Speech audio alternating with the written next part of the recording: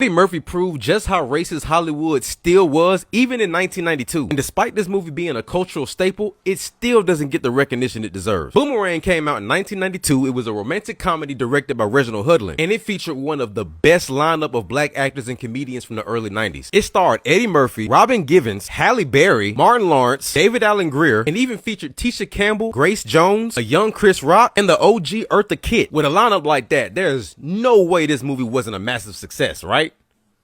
Right? Well, despite it doing pretty decent at the box office, Hollywood wasn't very fond of this movie. It wasn't because the movie wasn't good or funny, because it was great and hilarious, actually. Hollywood did not like this movie because they referred to it as, and I quote, a reverse world, and that the film was highly unrealistic based on the cast and what they did for a living. In the movie, Eddie Murphy played a character named Marcus Graham, who was the top executive of a very successful marketing firm. Robin Givens was also an executive at that same firm. They wore suits, they drove nice cars, lived in penthouse apartments, highly professional and very well spoken. Nobody played the typical comedic relief side character. There wasn't nothing hood or ghetto about this movie at all. This was a cast of black people in 1992, right in the middle of the hood movie epidemic. Just a clean, elegant, and professional look of black people. And Hollywood said, hell no. This movie was slandered by critics as soon as they heard about it. And despite it being a romantic comedy, Hollywood never really considered it as such. So while other white romantic comedies that came out around the same time, Boomerang pretty much got buried, which seemed to be a growing trend amongst other black rom-coms because none of them really seemed to gain the massive success that they probably deserved. Now, if you're black, especially if you grew up in the 90s, I'm almost certain that you've probably seen this movie at least 100 times. But outside of the community, I'm not sure if people really know about this movie. Now, what's Hollywood's beef with seeing black people not act a fool for once?